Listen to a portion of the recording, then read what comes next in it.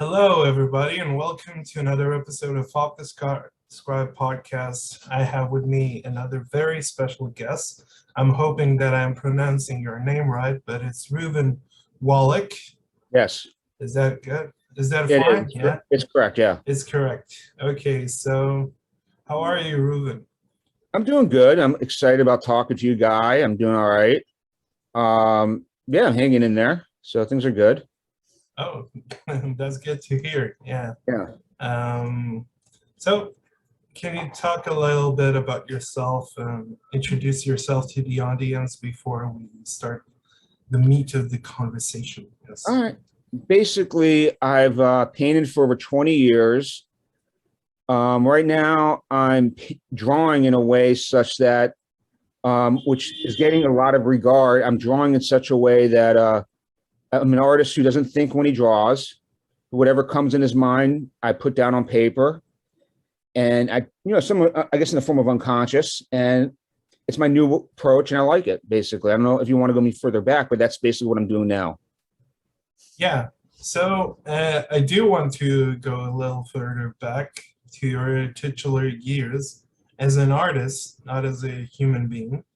All right. Although, it's very important, you talk about yourself as a human, not just as a profession or an entity. But can you tell me how were you first exposed to the world of art? What was the first thing that sparked your imagination? Basically, I was never into art as growing up. I never had any interest, zero. And in college, as a kid, I had some neuroses, but they kind of went in and out. And then in college, I got very sick with OCD and other neuroses. And I don't know, something turned me to start painting. Maybe it was, I knew in the back of my mind, or somebody said it to me, it could be a relief out of your suffering. And as that was going on, I had burgeoning interest in Freud and psychoanalysis. And I noticed looking through some paintings, I could see unconscious imagery. And so what I did was I got some paints, and I started with acrylic. I started painting on wood, and I saw that I searched the wood for imagery. I had that interest unconscious of imagery and seeing what that is. So in the meantime, and then I said, well, that's really cool. So in the meantime, my interest in art and interest in psychoanalysis has kind of been, interplaying with each other. And for the most, except the last 3 years, I was just painting, like self-portraits, landscapes, this and that, or like pieces that said stuff about society. One of my more successful pieces was a gold shopping cart with cans in it called Homeless Gold. Everybody seemed to really like that during one of my shows. And what I've now had a circumstance, so I did paint and I did this, and, and I've always had the interest in psychology and psychoanalysis. And what happened was, out of circumstances, I live in my brother's basement out of financial resources, not having a studio for the first time in 20 years. And I started these drawings, and going through some intense psychoanalytical work, I just kind of struck upon this thing where I wasn't going to think, I was just going to put the marks down, sort of where I was 20 years ago when I started. And I've had more positive remarks upon this drawing type of work than I've had probably ever. And so it's in some ways, I want to be unconscious of what I do in the most sense possible. And I, whatever I can to get in that state where I'm not thinking, I do. I jump around and I just don't want to think. So that's basically where I'm at now. Yeah. So upon first contact, you just started with no inhibitions, no thinking. You just picked up the paints.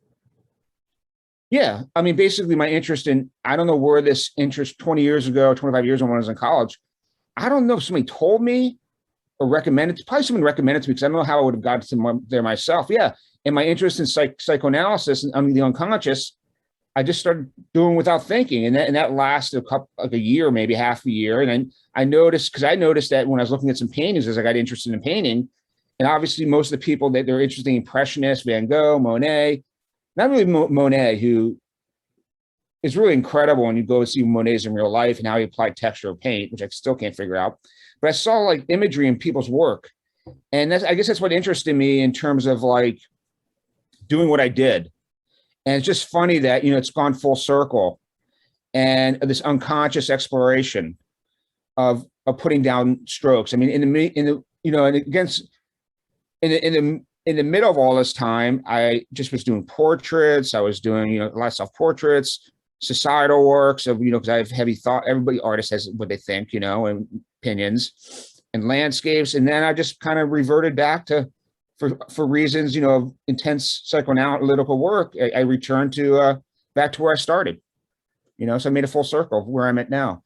And I'm going to get a studio soon again, and I plan on seeing where that goes on paintings as well, the larger scale works. Yeah. So, so when you started to kind of noticing that you were deteriorating, shall we say, mentally, Yeah. and was the kind of picking up the paints a kind of attempt to escape, or was it a kind of a leisurely sort of a habit or something like this? No, it wasn't leisure at all. It was a way of escaping.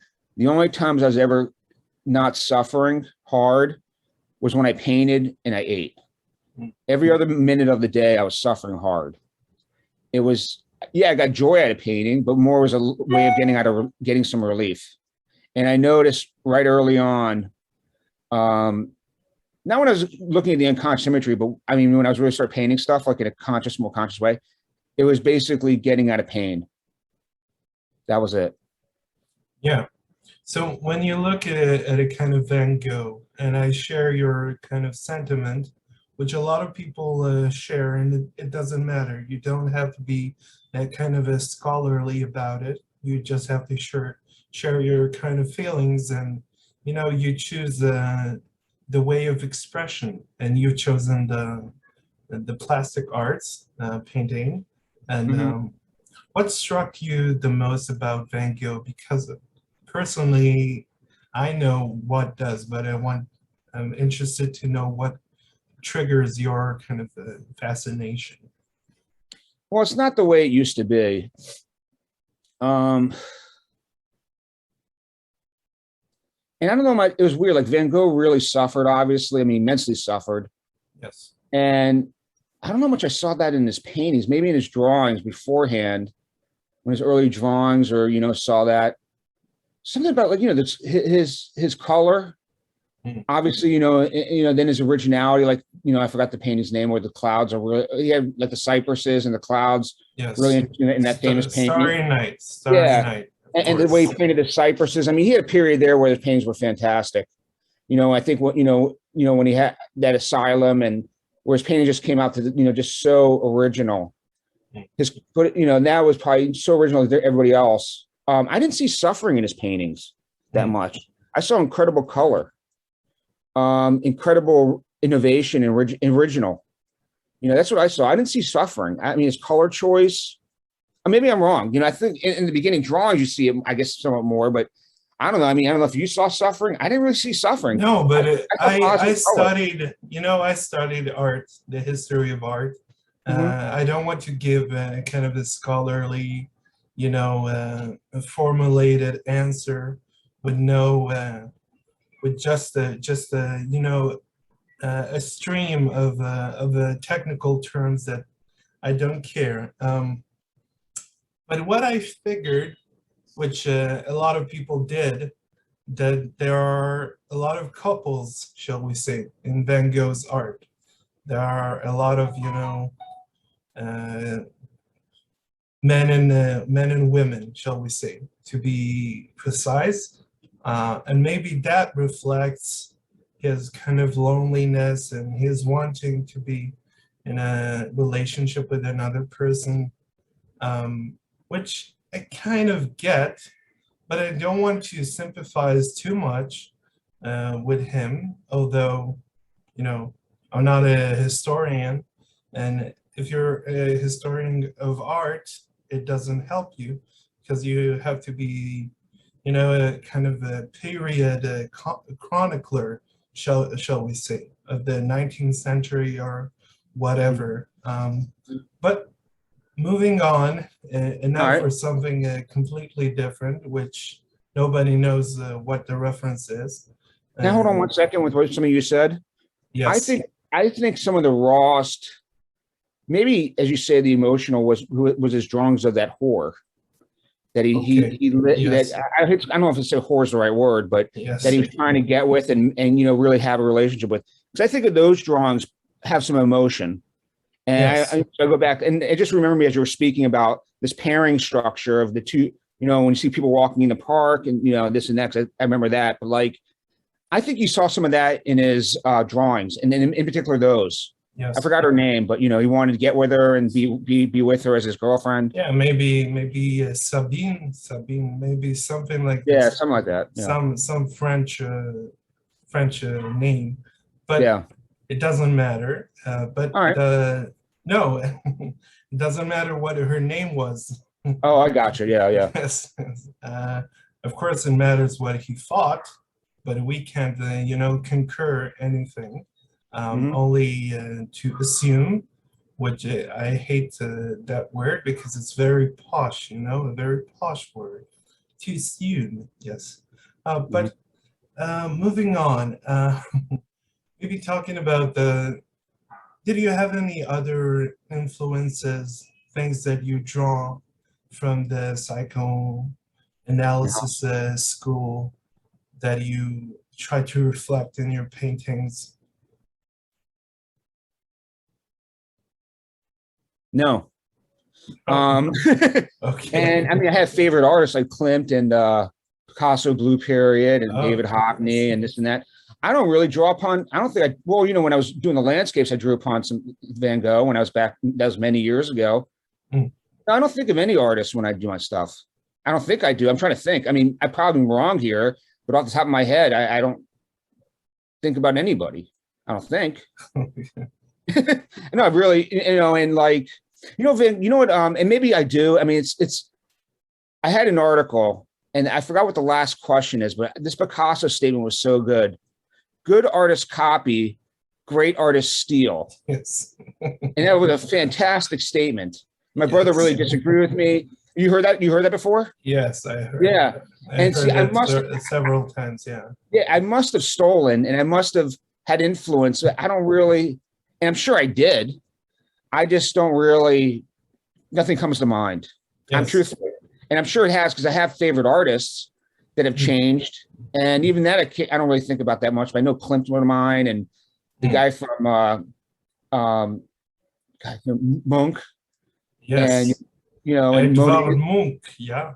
Yeah. And Monet, I mean, when you go, I'm not really into going to museums.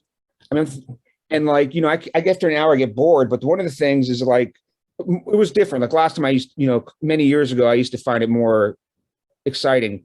But the one thing I always find myself is looking at a Monet and having no idea how he applied that paint. Yes. I mean, I don't know if you ever looked at a Monet close up. It's incredible. I don't know what he did. I still can't figure that one out. I'd love somebody to tell me. But yeah, I don't really have, I can't, and as I go back to that stealing comment, I'm sure I have, and maybe I've copied. I can't think of it right now. Yeah. So have you seen the kind of pastels of Renoir? No, I haven't, but I think Renoir is overrated. Yes. I think he is. I think basically they all, the Impressionists, I mean, not the Post-Impressionists, but the Impressionists ran off the Monet coattails. That's whatever. That's what I think. And I know it's kind of a bad thing to say, but I don't know. No, it's not bad. It's not bad. Art is subjective, as we both know, which I don't believe, I don't think art is subjective because there is art that everybody loves for different reasons. There are a lot of reasons to love something or to discard it. But when you look at paintings like Dali, and then you say, well, how can you love something like this? The structure is so, perforated. Everything is incoherent and incohesive also. But why does it work? Why does art like this work? And your art is different. I think it's more cohesive. It's more adherent to some of the staples of a fine art making, shall we say? Jeez, In my personal opinion. yeah, that's a very nice opinion, guy. Thank you. I don't like Dolly, and they said it was basically I don't like him at all. And wow. and everybody has their favorites. Everybody has their taste. Explain, please. No, it does nothing for me. But I tell you, it seems very intellectual. But didn't they say that kind of art was based in psychology or the unconscious or psychoanalysis? Yes. I can't remember that, but to me, a lot of people love it. I don't like it at all, and I don't know why people love it. And I don't love it because it doesn't do anything for me. It has no, I don't know. It doesn't do any motion. I'm not a big surveyor of art, to be honest with you. I don't really know much about art. But I know I don't like his work. It's hard for me to explain why. It seems lack of everything, but a lot of people love his work, and you can't, you said something, I was going to say this, no one can be in someone else's shoes. So he must be good because a lot, he's famous post-death. Historical truth is probably going to make him good, and highly regarded. But for me, I don't like him, but a lot of people do, Yeah, I don't know why, but I like everything it does, Yeah, a lot of people like some of it, they like the metamorphosis, they like that sort of, intellectual, that yeah. it's easy on the eyes, it's not offensive, but I like it all. I don't know why, it's just a personal thing, I guess.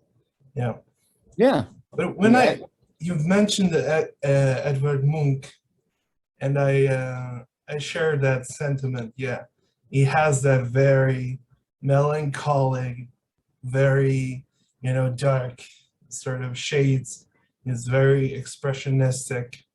It's kind of a very glim, shall we say, perspective on life and human beings as a whole. But but what do you take from his art? How does he, is he a kind of a psychoanalyst painter in your opinion? Well, again, I don't know what he was thinking. I think he just painted from the heart. It's very emotional. Not just the scream. I think it was some of his self-portraits. It's just, you look at it and you can feel it. You can feel what he feels. Where it's basically where Van Gogh, and I say Van Gogh, I don't want to be, pretentious. That's a Van Gogh. It's more pretentious, yeah. Yeah. But like with Van Gogh, I think his great colors and his inventiveness, but his colors are opposite to how he feels. So I know he felt like shit. Everybody knows that. Yes. It's common knowledge. If you kill yourself and you cut off your ear and the insanity, and I mean, he was such a warrior. He was such a warrior. And Munch was in his own way. Not, I don't think as much as Van Gogh, but Munch, whereas Van Gogh maybe had his colors, the happiness, not the happiness, but the way it came across, the bright colors, maybe went negativized the way he felt. That's just my opinion. Whereas Munch, I think, painted, it was more systematic towards the way his paintings came out. And I'm saying not just the scream, because that's more of an abstract notion, but his self-portraits, where I can really feel it. I just get emotion from him. It was kind of like that one guy, I was going to mention this to you. It was the guy from Spain. Pretty old, from Spain. Velazquez. No, not Velazquez. I forgot, but you said Picasso, maybe? No, he painted the monster guys, the monster, not monsters. I don't know. I just got a lot from him too. I forgot his name. Started with a D, I think. I don't know. But anyways, yeah. I mean, what sort of monsters? Maybe I can. I don't know if it was monsters, but he was very dark. He was very dark. Yeah, I can't remember his work exactly, but I remember being in his later paintings, he kind of turned away from that. He was it was the guy who painted with the light, the candles on his hat, so he could paint at night. I forgot him. I forgot his name. He was very famous. Gogh. No, he was very famous. I don't know his name. I think he was Spanish. But no, the reason why it's not worth. But Munch was very emotional in his art. Yeah. Just a moment. It's just No, keep talking. I'll think about it. Yeah, no, Monk was just very emotional. But in the opposite sense, you know, I mean, I know it's going off subject. Goya. Francis Goya. Yeah, Goya. Yes. He had some really, you know, I liked his emotion. Yeah. Yeah, I like him very much. Very much. Yeah. All his paintings are very expressionistic. Yeah. Way ahead of their time. They are Well, didn't they say Rembrandt was the most impressionist painting of all? I think somebody said that. Yeah, they said that. I mean, I forgot somebody said that. He says he was the most impressionist painting of all. I mean, obviously, you know, in his master drawer, incredible drawer, and his there aren't a lot of artists who are famous for their self-portraits. You know. Yeah. Rembrandt and Van Gogh are exceptions to the rule. Yeah. Van Gogh's self-portraits are unbelievable. They really are. They're fantastic. And the thing was, he's so inventive. He was so original. You know, I mean, that's the thing. He was so original, and his colors were fantastic. And that was, I mean, obviously that's why. I mean, his Van Gogh, his self-portraits are fantastic. But opposite, I know I'm jumping subjects here because I always do jump subjects. Maybe an ADD thing, and I'm high on nice coffee. Like Hockney, who I love. I love for Hockney, he just tests the limits. I think he's into technology, you know, where art's going to stretch the photocopier, the Kodak pictures, you know, in that way, I love him that way, you know. I find him, I don't know why, I find him very traditional, I think, in many ways. It's very weird, you know, because there is a famous painter who drew self-portrait, and not self-portrait, but just portraits in charcoal and black ink, a very well-to-do families from the kind of a French upper class of the 19th century, the bourgeoisie, as they call it, and he was called the Ingres, and he was Napoleon's painter, actually court painter, Napoleon Ingres, and he used to paint, you know, keep the shadowing and the lines of but the body and the clothing were open lines. They had no shadows and no intricate kind of lines and stuff like this.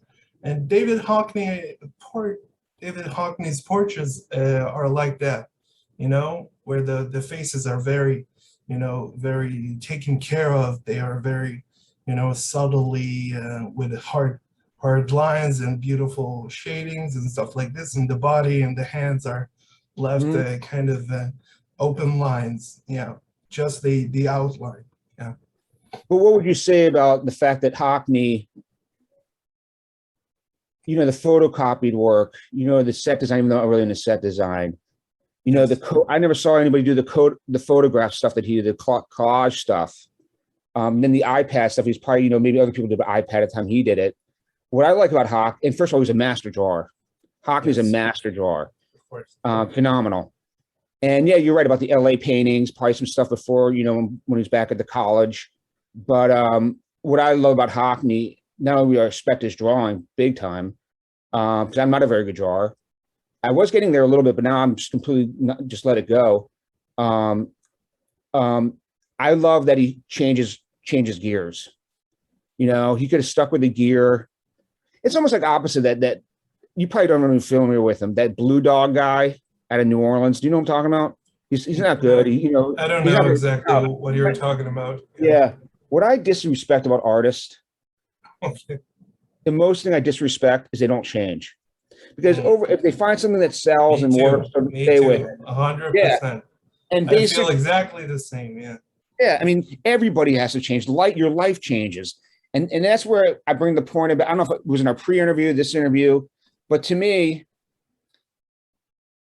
the most important thing as an artist is to paint or produce where you're at and be true to yourself. Yes. And then the second thing, I don't want to see the same building from 100 different angles, from 100 different times of day, except for Monet. Yeah. Because you're not Monet, and you have to be your own kind of artist. So try a little better. Yeah. No, true. But if he didn't change as a person, which I've never met a person who doesn't change, then it's fine. But I mean, maybe there's such people that never change throughout their life. But if you change throughout your life and you put selling first and then doing whatever second, you're not an artist. You're not an artist. Artist is about looking inside yourself and exploring and translating your emotions, and then perhaps other people sympathize with it and feel it. Yes. That's an artist. Yeah.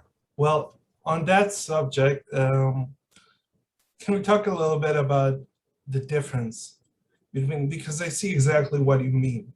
I see excellent craftsmen, but they are not artists, and they don't know it. They don't understand the difference. They are great craftsmen. They are great draftsmen. They are great inkists. They are great painters, sculptors, but they're not artists. And I don't know why people don't understand it. You know, they are just doing for the sake of doing and not for the sake of themselves or the art or thinking about anything. Yeah. Well, first of all, I think you're putting them in your shoes. I think there's a caveat. The fact that maybe they don't change. So you can't assume they don't change. Most likely they do change. But second, it goes back to Picasso's famous statement. None of you say good artists, but good artists copy. Then if you want to be a great artist, you steal. And everybody steals from the other end and adds something. And, and I guess they might be a good artist, but they never can reach that next level, of moving beyond that. But again, I can't assume they don't change. Maybe I changed in my life all the time, but maybe they don't change. And, then you are an artist. But I agree with you. And maybe if they do change and their art stays the same, they're looking to sell and get livelihood rather than really what's most important in terms of culture and exploring yourself as a human being. Yeah, because I know a lot of, the old school kind of artists. They are perfect, they produce perfect art each time. Bam, bam, bam, like a factory. But but it's not art, it's not special, it's not unique. It doesn't have any kind of a statement or. But do you think the fact that a lot of these famous artists, I don't know if it's Peter or Rubens, I know a lot of the artists were court painters. So they had to basically get financed by the emperor, the king. So maybe there's some difference there. You know what I'm saying? Maybe there's a difference back then where they stay to a particular thing. Yeah, it has more historical value, than, but well, talking about this, trying to be this kind of a elitist, when you're a painter. Well, I had this kind of debate with myself, talking about what is more, what is better, shall we say, to be more educated, more elitist, more ambiguous about your art, to be more skillful, or is it better to try to discard all that and work with a new kind of toolkit? Well, I think it's the toolkit. You have everything. Though I want to say something about education. I think to be truly educated, at least in America, I went to a very good school in America, one of the top universities, all memorization. Everything was memorization, dude. And basically, to really educate yourself, during college and you really have got to talk to your friends, the social stuff, read your own books. And, I went to the best school, one of the best schools in America, pure memorization. Memorization is not learning. It's just seeing who has the best memory.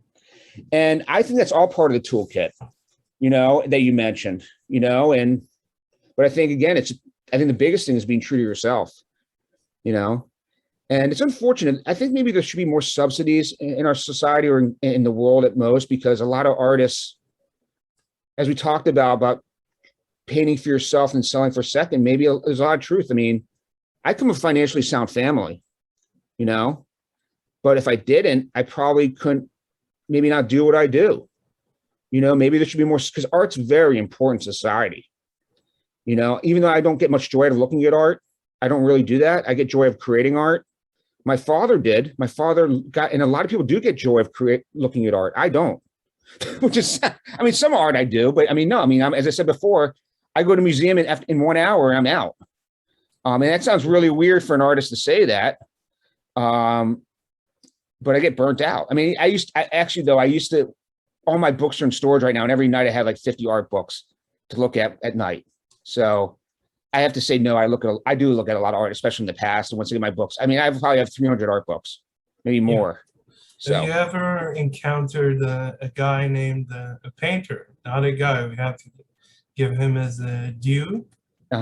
We both share the same kind of profession but I'm a kind of amateur, and I want to keep it that way. I don't want to learn because I think it makes my art more special, although I don't like to call myself an artist. But that besides the point.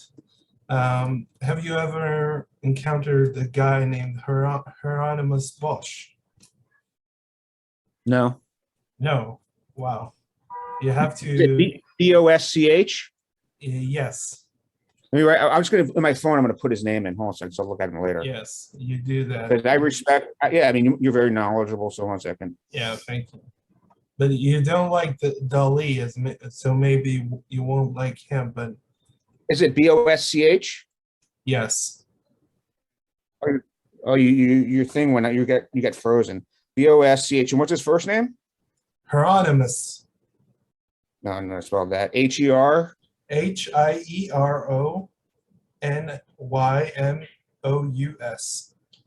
Hieronymus. Hopefully I'll find it. It's a weird. Is he Greek? No, he's a Flemish kind of artist. I think you'll enjoy his art, his paintings, especially the kind of small details in his paintings. He's a very surrealistic kind of artist from the 16th century, but really, yeah, but nonetheless, he's very unique, I think. Good. I think. Well, let's jump ahead to talking about your art.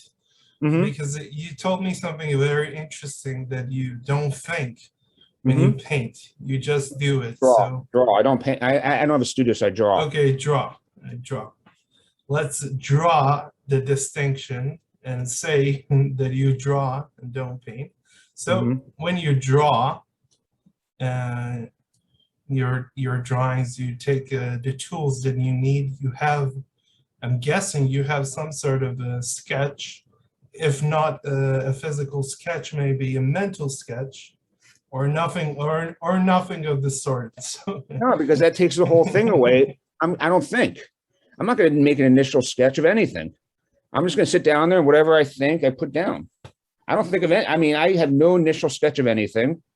And in fact, I grabbed a pen. My mind does it. I grab a pen. I've noticed this, of a color that sparks me. I don't even choose the color. For some reason, my mind will go to a particular. I mean, I have like 1,000, not 1,000, maybe 300 things on my table. Now I used to do all colored pencils. Probably everything you saw was colored pencils. But now I use Create a Color, which is a colored pencil, mega colors. I use markers, and I use a lot of ballpoint pens and highlighters. So basically, I have like 300 things on the table.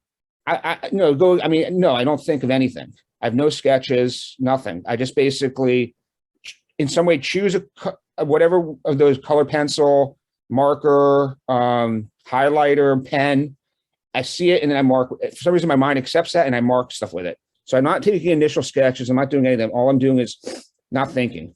Yeah, but there is a kind of a coherent result, shall we say? I guess. Sort of. I guess. I mean, people seem to dig it more than anything else I used to do. So, I mean, I like them. I mean, I think they're pretty cool. But I mean, just to answer your question, there's no initial thinking. And I was going through a heavy time. I'll open up about this. I had a near psychosis. And basically, it led to a lot of anger towards my brother. And then, I'm not going to go to the other part because that's weird. Well, no, an attractive to another woman.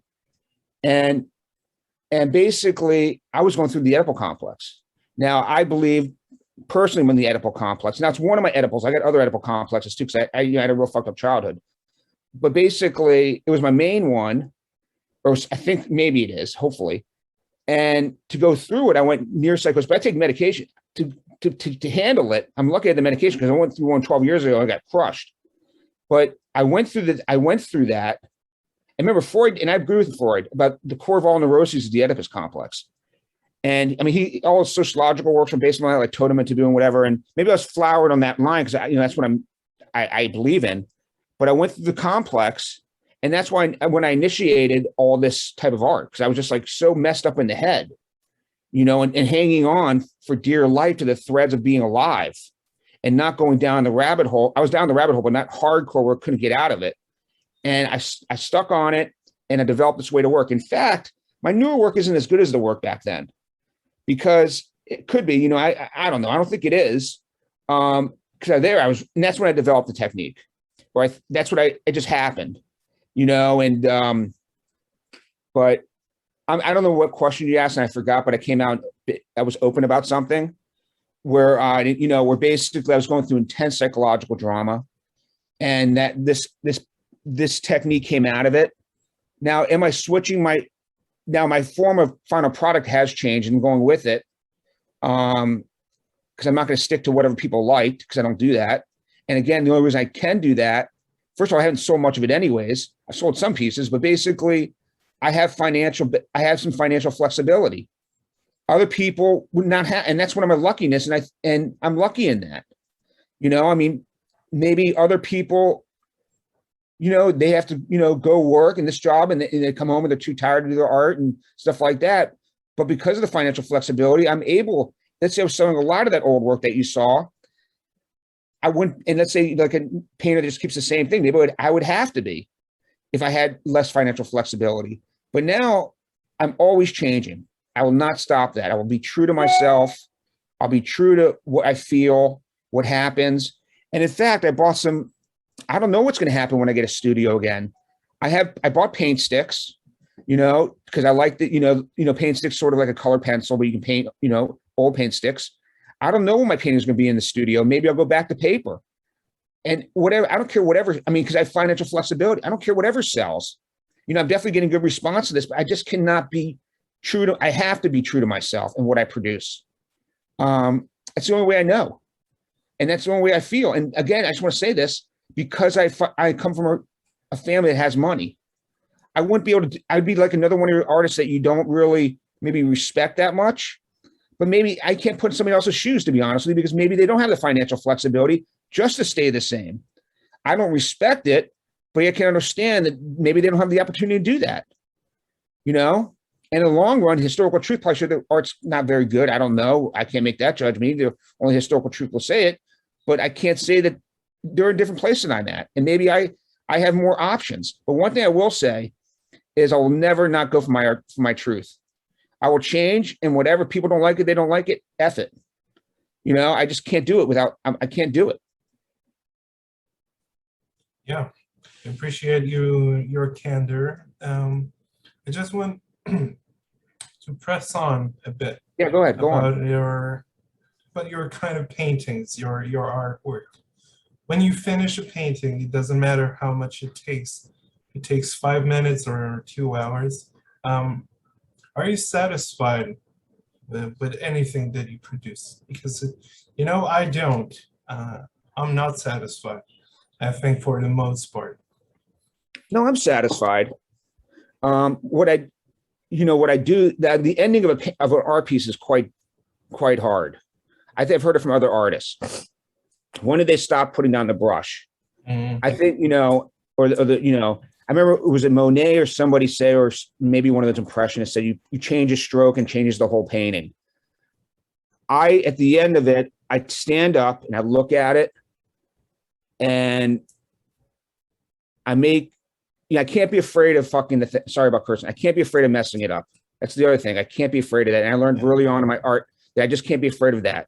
Because you only have one, I know, but you can't be afraid of messing it up. You just, if you feel a stroke or this and that, you just can't be afraid of messing it up. No, so you're allowed to curse, shall we say, for just what? No, I'm joking. Oh yeah. So basically, you stand up. Right now with the drawings, I stand up, I look at them, and early on in my painting stuff, when I painted, you're very nervous at the end. You like the product, and then you feel like there's a minor thing that you want to change. And you're afraid, and you hear this from a lot of artists. They talk, how do you end a painting? Mm-hmm. To me, I do it. If it needs to be changed, or I feel it has to be changed, I have to go for it. And basically, I just stand up and I look at it and I see there's no holes in what I think, in the composition and the balance. Balance is really important to me. Color balance, eye movement, way the eyes move around the drawing or the canvas. And yeah, I have to be satisfied with it, or it's, I mean, it's not worth anything. Yeah, I mean, I have to be satisfied with it. Yeah. So when do you have the urge to paint? Is there a particular time or? Well, when I was younger and I was painting, it would be nighttime. Mm-hmm. But now it's anytime. I'm actually drawing less, but when I have the energy and I feel it inside, I'll do it. I go through little periods when I draw more and then I don't draw more. It could be any time of the day. I don't have that anymore. But before, when I was younger, it was at nighttime. So you just don't think, you don't get inspired, shall we say, to draw. You just do it no matter what.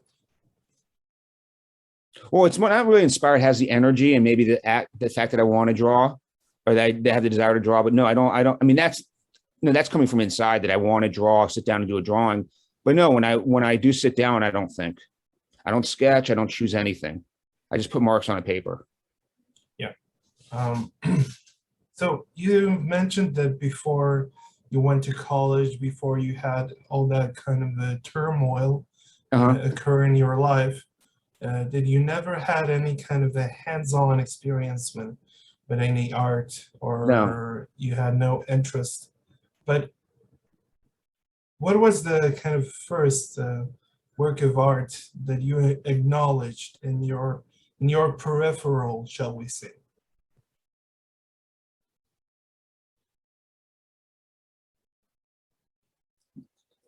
Maybe Van Gogh in college. Maybe because he was so well known. I don't know. I can't remember. But it was probably, everyone loved the Impressionists. I'm sure somebody fed to me saying, "Well, we'll look at a Van Gogh and stuff like that." It's probably, well, he's a neo or expressionist, I guess. But yeah, it was probably, because he's so well known, I would say him. But when I was growing up, all I was interested in was being money, investment banker, and girls. I mean, I didn't look at one piece of art growing up. I didn't care.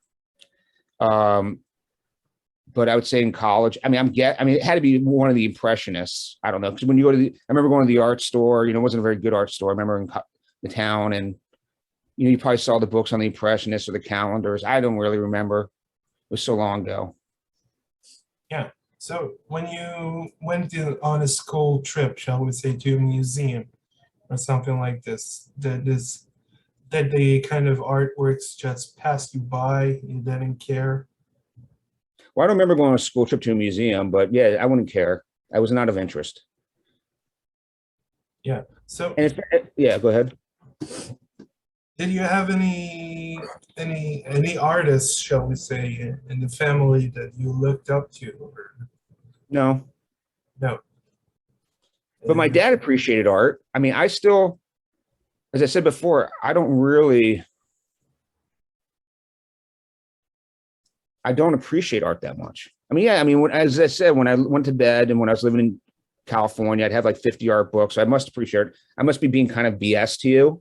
It must be kind of like, maybe I can only handle it, as I said, at a museum, a world-class museum, not even a bad museum, a world-class museum like in Boston or, Chicago. But maybe the books I could, before I go to sleep, I have like all these art books next to me and I'd look at them. But maybe, maybe look at them for half an hour, but maybe my time span was, I can only handle an hour of it. But my father loves art. So I don't know. I don't understand it. And I know a lot of girls love art. Everybody loves art. I mean, I know, but I love creating art. I like to create art. I enjoy it. But I know it's weird. I don't know. A lot of artists probably fall in that realm, but that's just me being truthful to you. That's all I can be, is truthful. Yeah, and I'm thankful that you're truthful, but just talking about some of the artists that you mentioned, kind of Van Gogh and Klimt and Munch, I see a common theme, a common thread going through all those kinds of mentions. and you don't care so much about the color or the pattern, the patterns or the constructions of the paintings. You just, you whatever kind of draws you in, because they are very, very different kinds of artists, Yeah. Yeah.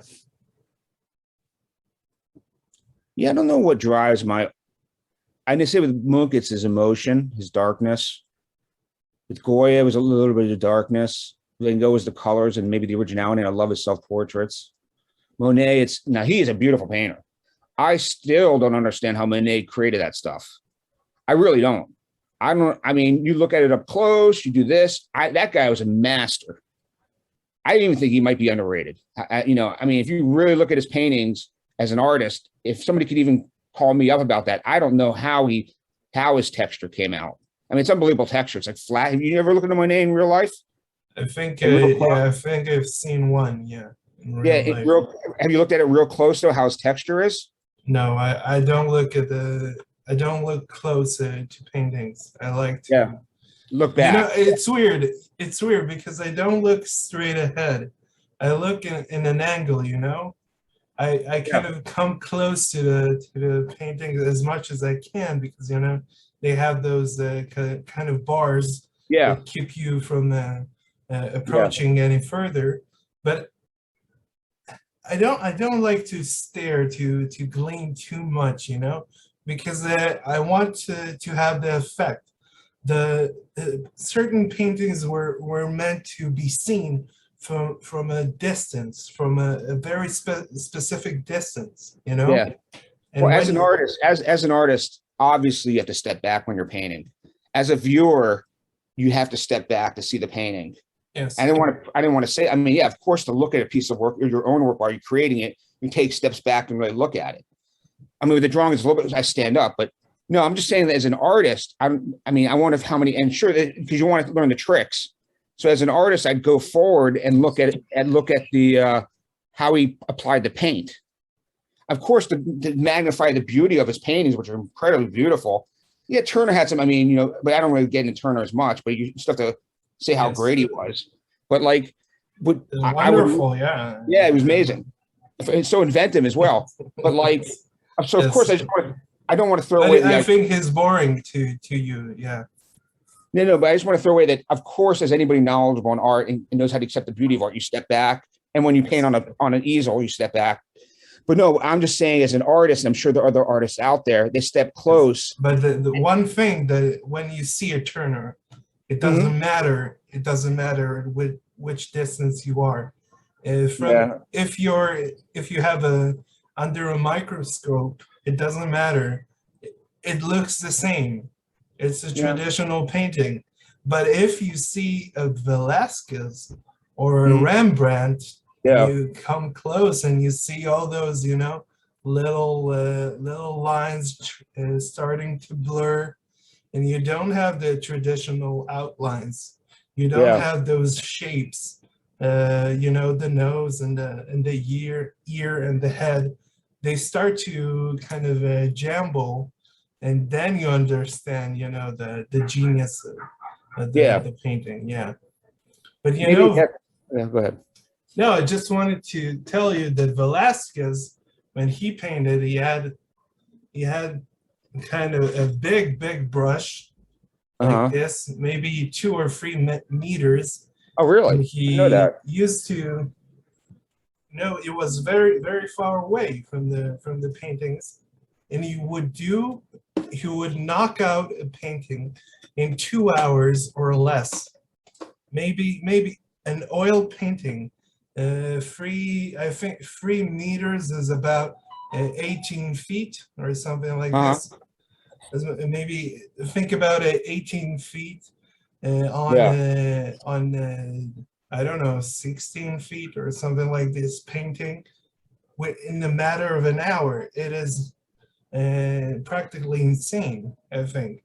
And if you look at the Diego Velazquez paintings, you are just, it's the same. You see when in a distance, from a distance, it looks like a traditional painting, classical painting. But when you come closer, you see it's an impressionist painting. You know, there are all those smudges and all those blurred lines and all the colors mixing into each other. Yeah. Would you hold on a second? I want to look because I think I want to look at his work on my phone real quick. Okay. Hold on once because I think I'm look at I think I just want to make sure I know which artist you're talking about.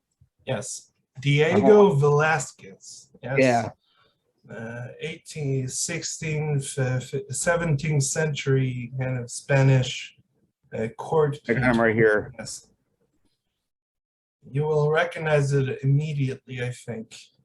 He's the guy who did the core with that girl. Really? Yes. These are really they're impressionist. They're very loose because they don't look loose. They're Yes. loose at the when you look at them closely. Yes. I didn't know that. They are impressionistic. Almost. I didn't know that. Oh, that's incredible. I didn't know that. If you look in Google Arts and Cultures, that kind of a app thing, and you see the Velazquez paintings, just something landed on my shoulder. Don't know what the hell that was, maybe a bug or something. Yeah. So when you see the Velazquez painting, you look from a distance, and you see a classical painting.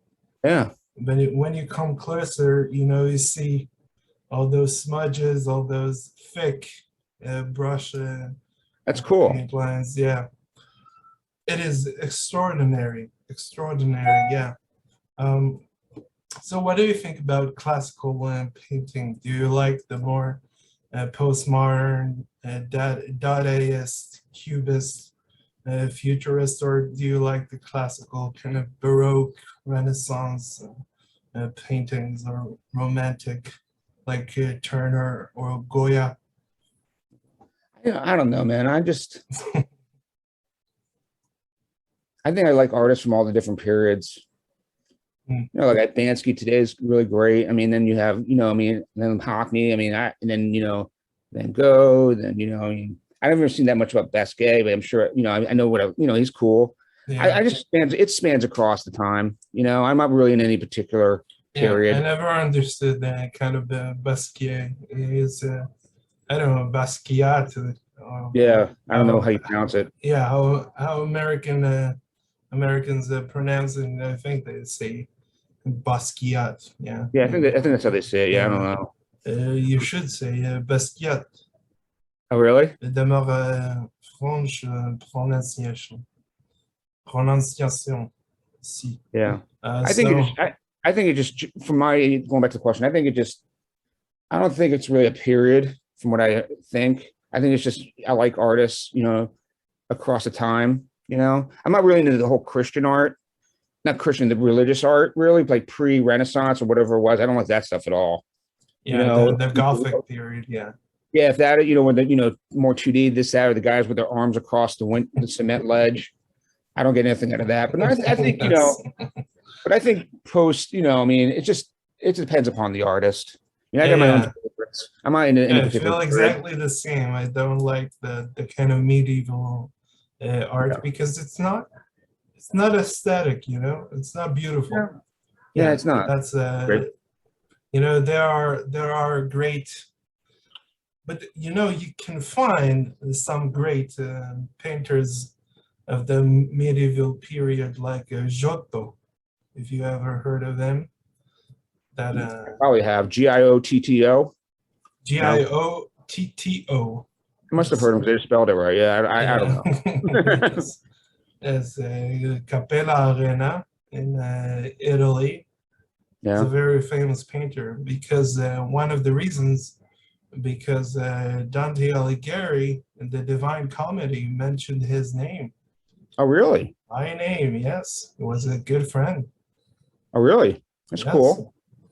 So he didn't condemn him to eternal damnation, of course, because they were friends. But I don't like to talk about the kind of scholarly aspect my thinking or what I do. No, Because whatever you want it's to hear. not, What do you want to say? because it's not interesting, but I want to press on the point of the kind of psychoanalyst. Yeah. Where do you find yourself in the psychoanalysis? When did you discover that world? Why does it influence you? Well, in college, when I started getting really sick, I'm not going into particular obsessions that are disgusting. My friend Jeff, who's a Jungian, who still is a Jungian, he introduced me to psychoanalysis. I don't like Jung, but Freud. He actually studied Freud when he was a kid again. I got in love with it, especially because it was about sex and aggression, which I related to, about the two drives. And he's a hero. Eros, Thanatos. Yeah, he's the biggest. Sex. Yeah, he's the biggest hero of mine, intellectual hero, and he actually is a hero of mine. I mean, even Einstein's into physics, and you can argue less of physics, but Einstein regarded Freud as the smartest man alive. I don't know if people know that. And because Freud deals with such stuff that's inner people have distant because his subject matter is so close to heart, whereas Einstein's physics and space-time, and no one can really relate to that. So they're like, oh yeah, he's still the greatest because we don't internally relate to that. But Freud, who dealt with our inner drives, he's easier to diss or contest against because of his things. But as I said, I got originated psychoanalysis when I was about 20. I've never let it go. I love Freud. I'm a strict Freudian. And I am opening, like I'm part of the social member of the Psychoanalytical Society here in Chapel Hill. And I'm trying, if I can put on paper, I'm trying to learn other stuff like attachment theory, other stuff. But again, I read it, it's so erudite. It is so erudite and pedantic and so pseudo-intellectual. I can't stand it, man. Actually, even right now, I'm getting built up. And I am a classic Freudian. If you show me something that has any other insight, I'm open to it. And I'm open to learning about other stuff. I was open to learning about Jung, but I tried reading Jung. I found it to be a lot of, not hogwash, I just couldn't get into it. And maybe I should read Cliff Notes of Jung. But with Freud, it just struck a chord with me, man. And I just love him. I love Freud so much. And I am open to, and remember, I want to be a psychoanalyst because I do psychoanalysis and it's turned my life around. That complex I told you about 3-4 years ago, it's changed everything. And I do it every day for an hour. And I basically, I want to learn more about the other theories. I just think they're crap. Everything I say is basically, but I'm going to be open to it. I guess I got to learn more. I got to learn more about Jung and everything because you got to be open to all this different doors. But I guess I got originated about 20. I got that master's degree in non-clinical theoretical psychoanalysis to a very good society in England. Nice. And I was still messed up hard in the head. And like any other psychologist, they go to it because they're messed in the head. Anybody who's going to be a psychologist has problems because you're going to study it to get rid of your problems, basically.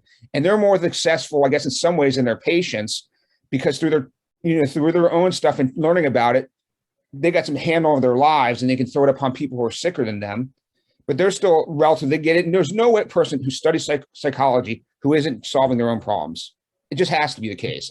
Maybe I'm extrapolating here. I don't know. But I got it. As you go back to your question, I got it when I was 20. And I love it. I love him. I love him with an immense passion. He's my hero. He's my intellectual, and maybe my hero in general. I love him. And I'll continue to love him. And he's my Talmud. He's my Talmud, dude. And yeah. And no way. I don't know.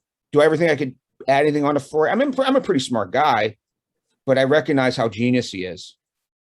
And for example, he had a lot of archaeological statues, and I don't know if you know about that. All the archaeological statues, Egyptian statues, and I always had this thought where I could solve hieroglyphics. I know it's ridiculous. I had some ideas, this and that, but then I started studying into it. I'm way below it. I was trying to beat Freud in some ways. I was trying to beat like all these other people trying to beat him. I just got to respect that he's a master genius, and he is. And that's about it. And basically, so I got into about 20 and I'm still into it. And I might pursue the art and the psychoanalysis both because both are my interests in life. So take me through one of the sessions of your self-help therapy, shall we say, a day. How does it look like? I'm gathering by your well, first of all, First of all, I used to do it with walking my dog. My dog got sick. He's like 14 and a half. So lemonade came out of lemons on that. I'm a big dog guy. He's my best friend. Me too. And yeah. Oh, you too? Yes, I had 3 dogs. Yeah. Yeah. Well, I'm a one dog guy. Anyway, No, so no, I had not at the same time, but I different got you. periods. Yeah. Yeah. I'm on my second dog. Anyway, so we do it in the park, or I'd walk because I have to do a big walk, and then I do it, like a monk. People think I probably meditate. So now I noticed that I was going to the pool, and I was lying because he wasn't really. He got some. I almost gave him partial heat stroke. I don't know what I did. I just take my blame for his downfall. He's still alive though, and I started going to the pool and analyzing myself on a pool lounge chair. Now I bought one, and it's in my room, and I basically, for 50 minutes to an hour, I set a timer. I also put white noise on. I basically lie there and I let my mind go. And tentative psychoanalysis, the one thing of psychoanalysis, you just let your mind go and you free associate. You can't consciously think of anything. Like you don't bring, and it's sort of how I paint or draw. You just let your mind go. And that's the whole, there's one rule of psychoanalysis is that you don't criticize, you don't critical it, whatever goes in your mind, you say. So it kind of goes into my art, right? And basically, so I do that, and that's how it goes for an hour. And the dream work, I get more, because, Freud said about the dreams, I get more substance if I can heal the dreams. Like, and there's certain dreams I remember more, like I just keep my mind longer and more. But it's just letting my mind go, basically. And just basically, sometimes I have good insights. Maybe I'm a little bit feared about getting psychoanalyzed, plus it's very expensive. Maybe because I can go at my own pace and do it myself. I mean, Freud did self-analysis every day, but basically what it is, it's just letting my mind go and letting it go and without criticizing, see where my mind goes, basically. I mean, but then I usually get more insight if a dream comes in, I analyze a dream, and because Freud, I don't know if you're familiar with, are you familiar with how Freud analyzed dreams? And not particularly, if you can jog my memory. Basically, what Freud did, I know it's different than Jung. What Freud did, you take every single different part of a dream, and you analyze and you free associate in every different part. Yes. So basically, let's say one part. I did that. I do that. I did that with my dreams, and I tried to ration, every part of it. And I said, well, that image came from this thing and that thing that occurred. See, that might be the Jungian. Yeah, that might be the Jungian way, but the Freudian way is you take Freudian way is, let's say, you take one aspect of the dream and then you free associate and it'll come to something. Okay. And then you take another individual aspect of the dream, you free associate, that goes to something, and it all comes together as a meaning of the dream. So I do that. I do without with not just lying down, let my mind go. And so in that way, you can kind of sense a similarity between I'm drawing now, where I just let my mind go, and then I do my psychoanalysis. So it's all like interrelated. Now, I don't know where my art's going to go. It's just that basically, because even if people like it, to be honest, people like this work more than anything I've ever created. But wherever I go, I'm going to go. And I come back to this because I have some financial flexibility. So I can't expect that of other people doing art. I'm lucky, So, but those are my two loves, psychoanalysis and art. And I think I hopefully I answered your question. And Freud did also? Freud says he didn't even invent psychoanalysis. He puts it on, he says he puts it on another guy, Breuer, who basically. It was his kind of a teacher, maybe. Yeah. And he said Breuer invented psychoanalysis. Yes. So it was kind of true, but not true at the same time. Yeah, but Freud, he was such an incredible guy that he said he didn't invent it, and he meant it, I think. Yeah, but what he was did was more of a kind of a crystal ball hypnotist, kind of a psychologist. Yes. Well, it was using the same stuff, but it was using hypnosis, and he got bad results with the hypnosis. He didn't know what it understood. He had bad control of it, so he developed the free association method. And that's what he added that. So, yeah. Yeah. I think a free association. I'm so critical of myself because as an artist, I don't like to call myself an artist, but that's a term, because I know I'm not a real artist. I try to, draw inspiration from things that happen. You know, I'm a very spiritual person. I think in the positive kind of Mm-hmm. way, not in the kind of in new age Mm-hmm. sort of free for all, Mm-hmm. not the kind of you know, crystals and Reiki and all that BS. Mm-hmm. I just have true, clear moments of inspiration, and I draw on these kinds of moments, you know. Good. And that's the moment that I can write a poem, the moment I can draw something, the moment I can, I don't know, start reading a book or something like this. But I see that you're more of the rationalistic kind of school of thought when it comes to, I don't know, whatever, or at least in the arts. But Rationalistic. What does that mean? rationalistic, What does that mean?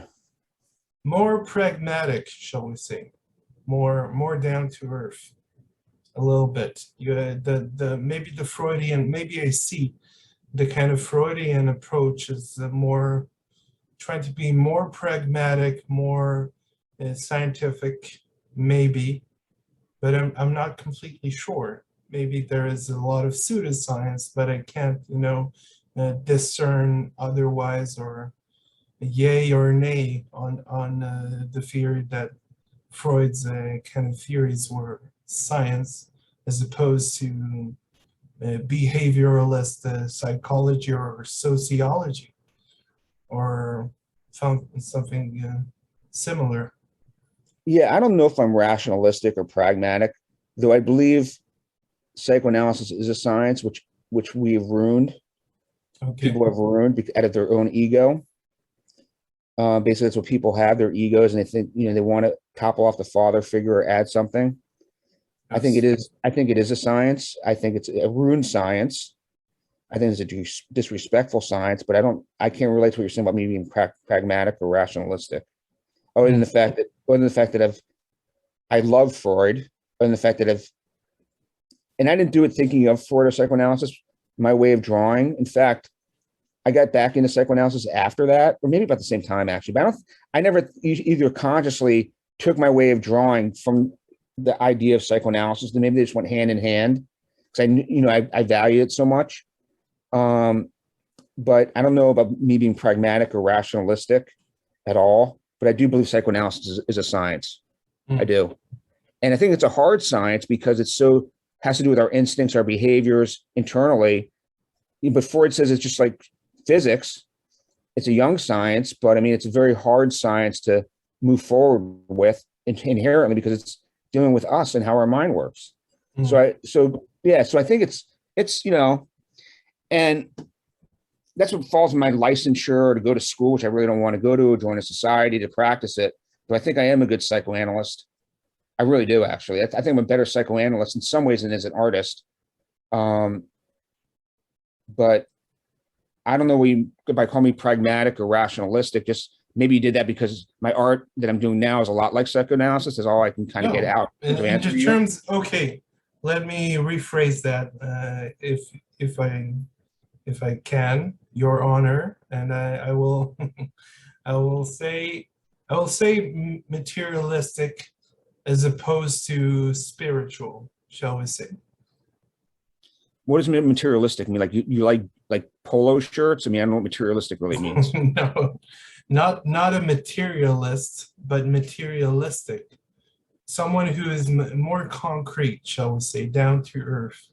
You believe, shall we say, you believe more in the kind of evolution, evolutionary theory, that we are just kind of beasts of the field, turned humans, turned to a kind of civil Yeah, human beings or form yeah. of life. Hmm. Um, and we can't, you know, control our destiny. We are just, you know, we are just specks of dust. Well, I don't know if we control our destiny, but here's what I do believe. I think religion is the strongest thing that man's ever created. is the strongest thing that man's ever created. It's based on a father figure. In fact, Freud says most adults are children seeking the father. And I don't know if I got his thing about civilization is discontents. See, my mind is so bad, dude. It's so hyped up on medication and drugs. I probably have no memory.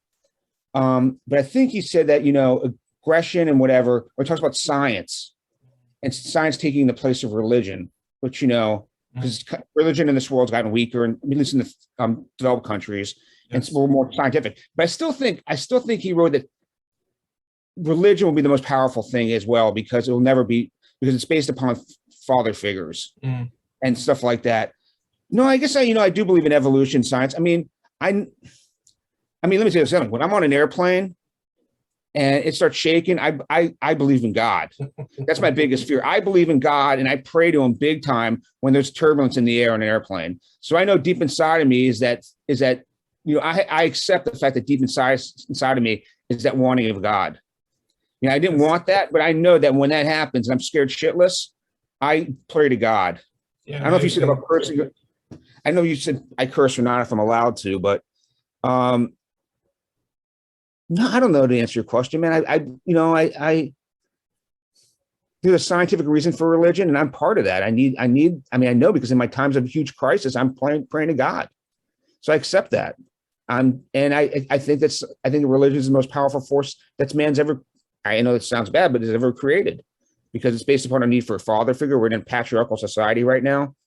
The Freud talked about maternalistic society, which I think existed. And I think women are stronger than men, to be honest. I go further sociological theories, but I'm not going to get me in trouble. But I think women are stronger than men. And I do too, because I know exactly what you mean when you say stronger. Yeah, At least I think. I know what you mean. That's my opinion. So, yeah, I just, I don't know, it goes back to your materialistic. I'm not a spiritually based person, but it's definitely deep inside of me. And I do accept the fact that it's the most strongest force we have as everybody. And that's why, my brother would say, I remember over the last summer, he was a very smart guy. And I just say, he goes, all these people died over religion. And he wouldn't understand that. And like, dude, because religion means the most, and they need religion. That's why it's the most powerful thing, and people kill each other over it. I'm sorry, now with science, with nuclear bombs, this and that, but religion added people their salvation in life, and of course they're going to fight over it. That's just the way it works. It's the most powerful thing that we've created, and thus it means it gives people the stability in life and their feeling of security, and they fight over that. I have no problem with people fighting over religion, in fact, because I acknowledge how powerful it is. And, it's because it is powerful. It's extremely powerful. It's a shame that people kill each other over, but I understand it. And that's that, I guess. I don't know, I kind of went off on that. So you think that we should kind of live, drink, and multiply, and think there is no tomorrow until the most inevitable thing happens, which the great equalizer that I don't need to mention. I think, I don't drink because obviously all this has interactions, but no, it's a metaphor, of course. No, I know. To indulge oneself, yes. I think my personal, and I've always believed this for the longest time, to be as happy as possible without hurting somebody else. That's my base on life. To be as happy as possible without hurting anybody else. Yes. I believe the goal of life is to be happy, but you can't hurt anybody in the sense of it. Okay, so before we finish, I think, go ahead, or not, but has this been an interesting interview? Hopefully, I think so. I think so. Yeah, I like it.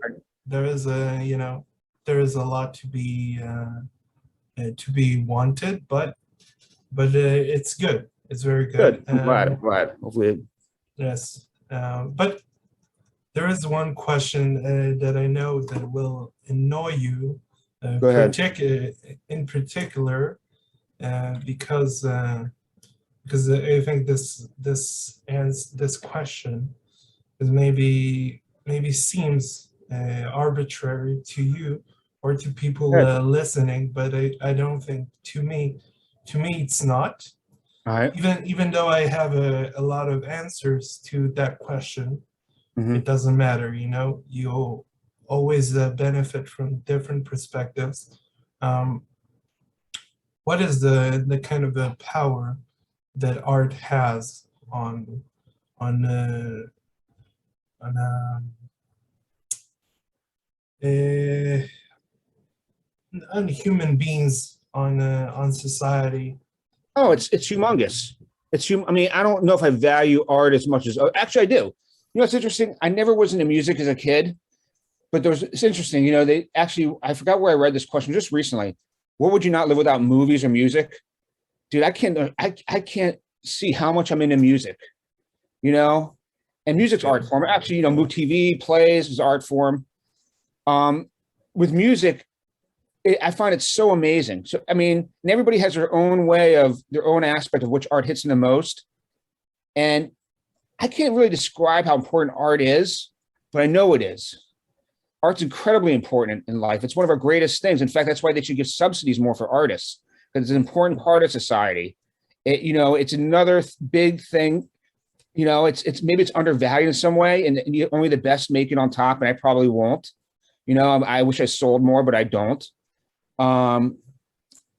Usually the cream of the crop rises to the top, but however, I believe more in historical truth that in the long run, the best will come out into play, but that doesn't do anything for the present artist. But for example, music to me just gets me so amazing, dude. It really does. So I don't know if you're talking about just art, but art in general is so amazing. You know, when I say art, as opposed to... I mean all the arts. Of course. Yeah. Exactly. So for me, so me personally, I love drawing, do my own art. I have no idea how someone can even create music. It's weird. I have no idea how someone could even create it, but I love it. It's probably right now in my life the best art form. Yes. And art's incredibly important. It's incredibly it's one of the human benefit of being human, I guess, that we have this outside outlet and that we can create, empathize with it. So, and I say that, you asked that question, maybe you're saying because I walk through a museum and don't feel much, but in the other end, and maybe other artists probably don't feel that way. I can say other visual artists probably are opposite. But again, I did say that I go right to Monet and look up close to Monet and see how basically his structure works. I still haven't figured it out, but with music, man, it really rocks me. I love it. And as a kid, it didn't rock me, but now it does. I love it. It's probably my favorite art form other than reality TV. Well, probably music still, but I love reality TV. Yes. Yes.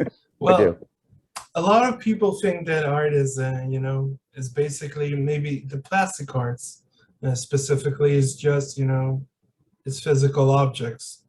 It doesn't matter how it looks. It just takes up space.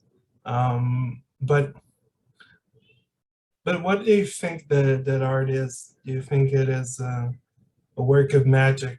Do you think it's a simple, plain construction that is meant or built to be pleasing, or is it just taking up space? I think it's work. I think it's the work of the soul. I think it is the work of the soul, which is what humans have, and because we're such complex beings, I think it's work of the soul, and it soothes other souls. Like my dad, he loved visual art. I can't relate to that, but I love music, and music's part of the soul. I'm gonna throw out Big Audio Dynamite. Love them. Sorry. Big Audio Dynamite. I love them because anybody watches this. I don't know if anybody would watch, but if anybody watches it, I love Big Audio Dynamite. Started by a member of the Clash. He got kicked out, and he produced this band who I love. So, but anyways, no, I think it's a product of the soul. I do. Yeah. Well, I think we'll clash about the question of the Clash, because I used to like them, the Clash and stuff like this, but No. The Big Audio Dynamite was started by Mick Jones after he got fired from the Clash. Oh, it's a band. It's completely different. Yes. No, you have heard of Big Audio Dynamite? No. I love them. No, yeah. It's a completely different band. It's a completely different genre of music. Yeah, I know, because you mentioned the Clash and that sparked a trigger. Yeah. So that's why I mentioned it, because I don't know what is Audio Dynamite. I'm going to Big, to check it out, of course. big audio dynamite. Big Audio Dynamite. Yeah, big audio dynamite. Great. Yeah. Okay, I haven't heard of it, but I will. I will check. Yeah, please do. It's a great band. I'll try it out. Yeah, for a trial run, shall we say? Good. Yes. But yeah, let's forget the Clash, and we'll talk about music at another date. At a later. I'd love to do another interview with you if you ever have the desire. And the last thing I wanted to ask. I always have the desire. No, hopefully I was an interesting interviewer. I don't know if I was, but interviewee. Exactly, interviewee. I would hope that you can send me an email so I can send this out, because I'm very bad with computers, just so you know. Okay. If you could send me out a way where I can like send this to my mom and my stepmom and my brothers. I have no idea. No, I'm very bad with computers. So you know my email. Yes. Okay, we'll work it out somehow. And I'll end our broadcast for now. And I'll tell you, thank you so much for this. Hey. Yeah, if you ever want to do it again, I really enjoyed it. Hopefully I did okay, and it was really fun. Yeah, thank you. Hopefully I did okay also. Yeah, you did great. You're really interesting to talk to. Yeah, thank you. Thank you. You're welcome. All right, man. So thank you, Reuven, and thank you for watching. Bye. All right. Bye.